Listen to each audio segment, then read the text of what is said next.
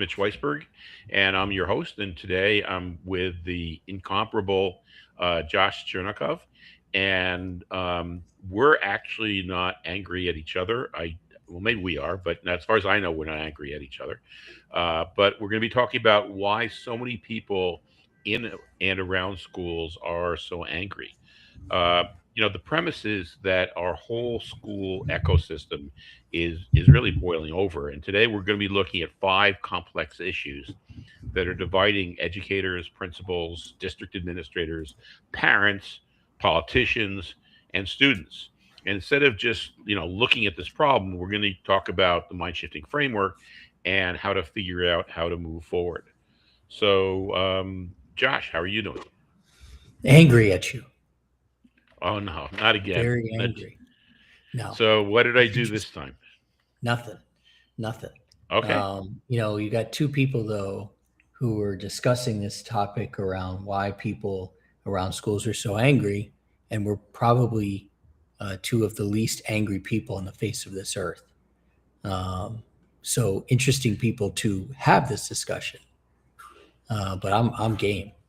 Okay. Well, we're around people, and I mean, you have a daughter going into school, and you deal with, I guess, entrepreneurs who are working with the school system. I'm working with teachers, para educators, principals, superintendents, all the time who are dealing with each other, who are dealing with the parents, who are dealing with the kids and all the issues, um, and it's just like you feel so bad because school should be a place where we're preparing the next generation how to live great lives, right? That's the whole purpose of it, is prepare them to be workers, to prepare them to be citizens, to prepare them to have their own families, compare them to enjoy their lives, and yet we're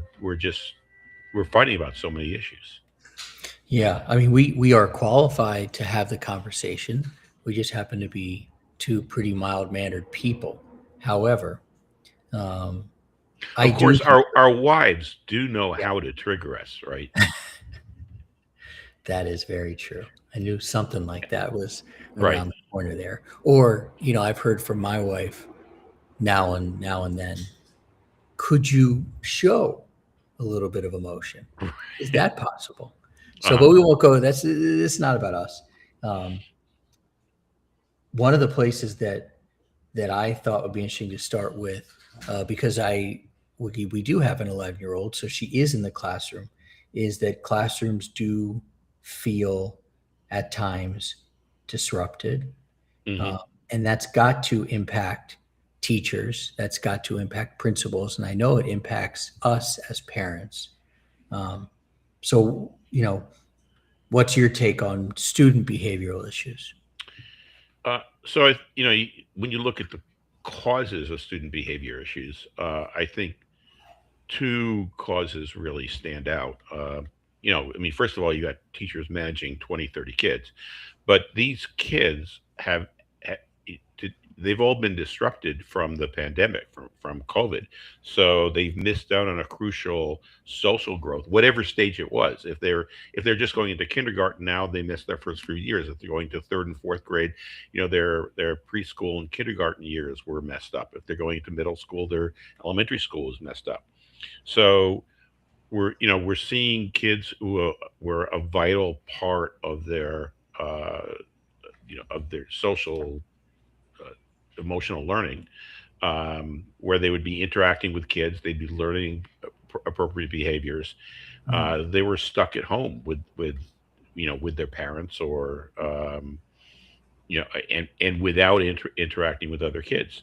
So I think that's a huge part of it. And then we see much more mainstreaming now, and data shows that really one out of every 6 or 7 kids has gone through trauma in their life. And so you have a Wow. class of 30 kids, and you've got 6 or 7 kids in that, just looking at the numbers, 6 or 7 kids who the slightest thing can set them off. And the teachers are being told basically, well, manage it, right? And it's really hard. One of the ways to manage it, I would imagine, is mind shifting. And so if you're a teacher, if you're a principal, and you're facing some of these challenges, disruption and could be carryover from the Hmm. pandemic, how does mind shifting flow into that? Yeah, and I'd like to also say that people who are listening, if you have ideas or if you have questions in this area that you'd like us to bring up, just please put them in the chat, and we'll work them into the conversation. So if you've found also that if you're a parent and your child is going through this, or you're a teacher and you're dealing with this in the classroom, or your principal or superintendent, put your thoughts into the chat. I when I look at a lot of these issues, it's I think the first step is really understanding what's going on in the brain when a person is triggered. So when you have it, say, an overwhelmed teacher or a parent who gets triggered, what's happening is their fast, automatic, reactive brain is taking over the wheel. It's their Hmm. survival brain, and once that survival brain is in charge, the slower, curious, empathetic, thinking brain, the part that listens and problem solves, that part is brought completely offline because your brain gets flooded with stress hormones. And so the stress hormones focus you on fight flight reactions, and so your resourceful, your sage mind isn't in gear. So mind shifting is about teaching us to recognize the physical signals of when our reactive brain is triggered, and then to use really once we have the realization, is to use some type of a pause. It could be a simple 5-second pause Hmm. to just allow those stress hormones to start dissipating, so that we can start accessing the resourceful parts of the brain. That tiny gap brings the thinking brain back online, so we can Wow. stop having these knee-jerk reactions and start collaborating. It is tiny, and that's what I was thinking as you were saying that, even 5 seconds can make a difference. Speaking of time, we're almost 8 minutes into this show, and we're just mentioning AI because I'm going to bring AI into the show. Wait, And what? Oh, come on! Just don't take me off now. Come on. What are you okay, bringing AI in? We're talking about mind shifting. 5 seconds. You need 5 seconds. Take your Okay. five. All right. There you go. I'm going to talk about AI because the teaching methods, the traditional teaching methods, it seems like are less effective today. Obviously, AI plays a role in that. And so if you're a teacher and you have been forced into a box, you're blamed that something isn't working, then potentially mind shifting can help there. I can't imagine that that would feel good. AI is coming in, you're forced into a box, what you were doing wasn't working. And so how can they again leverage mind shifting? But this might be more than 5 seconds. So I think you have to look at, like, what is it that's being disrupted by AI, and what's being disrupted. I think it's become clear that virtually any student can get a better piece of work produced by AI and faster and with less effort than if they produced it themselves. And the kids aren't stupid. It's like, oh, you mean to say that if I use AI, I can get my homework done in 2 minutes, whereas if I had to do it, it would take me a half an hour or an hour, and so we have this. Our whole measurement process in schools is based on the outputs that kids do. You take a test, show me the results of the test, produce an essay, we'll grade the essay, produce this work, produce a diorama or a picture, and then we'll judge that. And if we're assessing kids based on their output, and they know they can do the output a lot quicker and a lot better using AI. Of course, they're going to be using AI, but then that's going to throw off the way we measure it. And then when they get into a situation where they can't use the AI, they haven't developed the techniques to be able to use their brain. And I think that's where um, we're getting in trouble. And I think that you know, and we can't just dump it on the teachers and say, well, okay, so teachers just forbid them from using AI, right? Or teachers develop your assessments so that they can't use AI. We need to look at it systemically. Okay, so this is this. Well, now this makes a lot of sense why people might be angry. We've got potentially the pandemic holdover. We've got this new thing being introduced called AI, and you throw that plus life and chaos and what might be going on around the world, and you've got potential mental health crises. Well, let's look at the other pressures. Let's look at the pressures that parents feel for for their kids to succeed. I mean, if your child doesn't get into Yale, then they're never going to be successful the rest of their life, right? That's what a lot, that's the way a lot of parents are feeling. And it may not be Yale, it may be um, it may be Colgate College, it may be University of Texas, but it's like, if you as a teacher are giving my child lower grades, that's going to affect their ability to get into college, and if they don't get into the right college, it's going to affect their whole life. So I need my kid to get high grades. So we have that, the pressures, the pressures to show results, and then compounding that are the pressures on the superintendents and principals, because the superintendents, the principals, and the teachers, if the end of year test scores aren't high enough, then the principal comes down on the teachers, the superintendent comes down on the principal, the state comes down on the superintendents, that Mm. your achievement in your school isn't high enough. And so we have this pressure cooked environment where everybody's looking for a short term fix so that they don't get blamed for low test scores, high numbers of referrals, low graduation rates. We're entering that season of testing here in DC public schools. The CAPE tests are happening, and our daughter's 11, and I keep telling her it's all good. Do your best, no worries. But even at her age, I think she's trying to figure out, are these important? Do I need to do well? And there's pressure involved in them, and maybe we're atypical parents, Oh, um, you think? especially in this area. Um, but I know that even she, as much as we try and shield her from this pressure, is feeling it.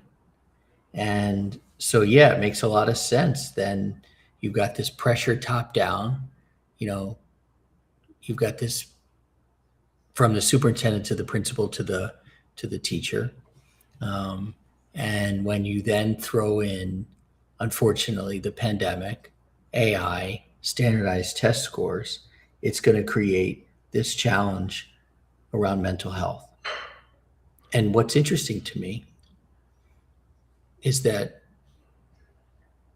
one thing that we haven't mentioned is school safety. Right. Right. Like, Which is even more pressure, right? that, and that just like that the the most important thing falls down the list. Right. For the kids to feel safe and the parents to feel that their kids are safe. Not to mention the teachers showing coming to work and being safe, right? Yeah, I wonder. I mean, there's not a day that goes by, I think, that I don't think about it one way or another. I can't imagine that there's a teacher doesn't feel that one way or another. I'm not Mhm. sure if the kids are thinking that way. But when you put all of that together and then put on top the fact that the school safety in this country is at risk every single day, Hmm. that adds to more of that anger, that concern, that chaos. Right. So uh, again, if there are tiny fixes when it comes to mind shifting, what about a larger fix? I think it does start with the tiny fixes, because the tiny fixes is to get into a mind frame so that we can be resourceful. And when we're in that reactive mode, our brains aren't capable of solving problems. We're in fight, flight, freeze, and that's it. So that the tiny fix comes first, is learning how, like if you're a superintendent, how do you get your team, your whole district? If you're a principal, how do you get your whole school? If you're a teacher, how do you get yourself, and how do you get your students to uh, ease up on our survival reactions so that we can be resourceful?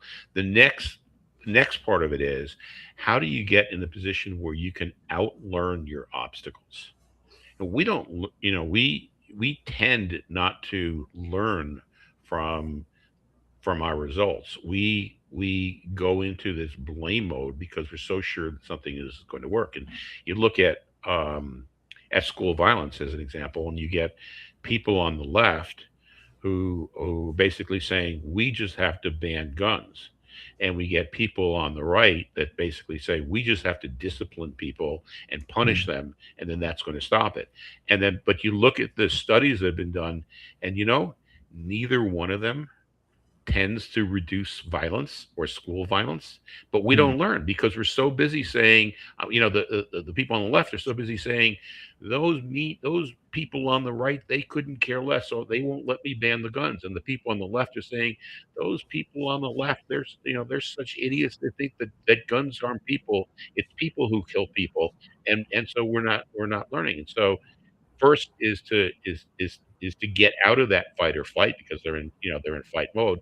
And second of all is to, how do we get in a position where we can start trying things out and learning them? And that's the second part of mind shifting, is getting into this out fast learning mode so that we can start doing the things that actually do solve the problems.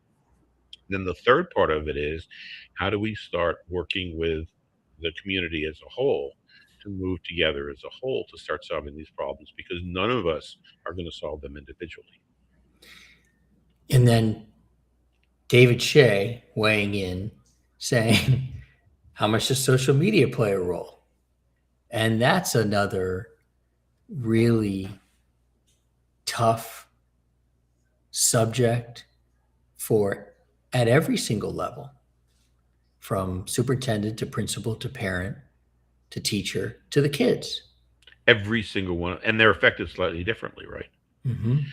And it all stems back to the way that the social media platforms have learned how our brains work, so that the social media platforms can put us into a mode where we want to do social media more and more and more, and we react uh, more strongly and more vehemently and more angrily to posts that are put in social media. And you can see it in the kids who get addicted. You can see it in the superintendents and principals who are so afraid that small thing is going to blow up and destroy their whole career. And we've seen that happen, where or just a really minor thing that somebody does just blows up in social media, and somebody, their whole career goes in shambles. So uh, social social media kind of adds to the kindling, and so that we get these huge fires that erupt. So It's now a we really know why. interesting question, right? Yeah. Now we know why so many people in and around schools might be angry. Um, what's good? What's What's good? what's good? Well, I think the individual people left to their own devices, and learning how to work together how to learn from information rather than assess, rather than blame, and judge, and learning how to get themselves into resourceful mode. When we see that happening, that's great. And we see teachers, uh, and principals and superintendents who learn that, who, all of a sudden it's like, this happened. Okay, what can we learn from it? What's the gift behind this? What do we get a chance to practice? What can we learn from this? What can we do better next time? And when you're in that frame of mode, you're in your resourceful brain. And then can you give us insight into what's good also inside your cohorts? You know, like what does that look like when you have your teachers and they're learning about mind shifting and they're having these breakthroughs and Hmm. what are you hearing, seeing? So it's funny because you're saying that. I pulled together last week some of the reactions from educators, and and I actually printed them out so I can just, they're short, and I'm going to just read through, um, you know, a, what one of the teachers said. So um, here's a teacher from a high school, okay, Okay. and um, sh- she identified herself as having a commander personality. She admitted to being, extremely goal oriented and occasionally stomping over others' feelings. She caught herself slipping into a frustrated fight or flight mode when her boss excitedly asked to join her on a delivery route.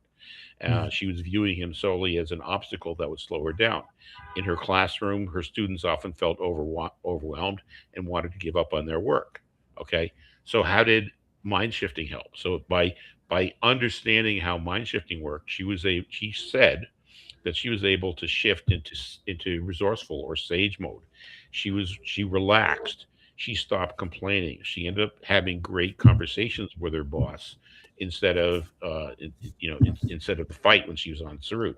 She also used mind shifting scripts to help a struggling student reframe their dialogue to perhaps I can work on my course, completely shifting the student's mindset to believe that they could succeed. And when asked what she most appreciated, she highlighted that the learning mind shifting was really interactive, and she really enjoyed interacting with other educators as she was learning material. So there's That's good. there's from on one side, and then if you talk about um, you know teachers who were in the, let's say, the conflict course, conflict. One teacher attempted to coach an emotionally dysregulated student through flexible mindsets. Okay, but the student's first of his decisions didn't work, and they refused to try different ones. But when the teacher started learning about mindsets and techniques that you could use to influence others, the teacher used this failed interaction as an observation for themselves. Teacher's mindset shifted to reveal that they had moved too fast, and then they successfully adapted that by realizing that they needed to to teach strategies in smaller steps to the whole class and individuals before expecting a dysregulated student to use it in the moment. So those are just a couple of examples of how teachers are educators changing with mind shifting. So that's good. That's very good. Yeah, it's like, so I'm doing this because I love seeing the transformation, and when I teach these classes, to have the teachers react and to say this, here's how I related to the student before. Now here's how I relate to the student, and here's the difference in how I feel about it. Here's the difference in how the student feels about it, and here's how it's affecting the whole class. It's like that's that's why you do this. Yeah, and I think I've always thought one of the really neat things about mind shifting is, especially for a teacher, Hmm. all these challenges in front of them. We named a bunch of them. This isn't a pill that they have to take. This isn't uh, another just professional development that they have to go to, Mhm. and that this will have a positive impact, of course, in their classroom, but also have a positive impact in their lives. And as you're saying that, um, we're we've been providing the courses in New York and Washington for a few years. And these courses have been free to the educators in those two states. The courses are filling up, and we're offering them to 100 teachers in total. Okay, 100 educators. The Mm. courses are filling up 2 months in advance, Mm. and and an educator who takes one course. So one course will generally fulfill the PD requirements for a teacher for over a year, and then they finish the first course, and about a third of the teachers end up taking all three courses, even though they don't need the additional PD. So it's like that the people who are coming to participate in the classes, they're getting a lot out of it because they wouldn't be coming back to the other classes if they weren't. It's really cool. Totally. I think you're when you asked me to come on this show, and I know I'm contractually obligated to be on the first one of each month, um, and I saw what we were going to talk about, I have to tell you that I'm a glass half full guy. So are you. And so to come on and talk about the realities of what is actually happening in the schools, and that people might be angry, wasn't the show I was necessarily looking forward to. But Well, that's your tough luck because you had to be on yours, right? Right. it is. I signed up for this, but I really love the fact that the solution is really within range for teachers, and people are signing up for it. And I think that a next step for some of the people listening here today, or even listening to the archive, is that we're going to be offering a master class in mind shifting. It's going to be May 13th, and so let me just put the QR code because it's free.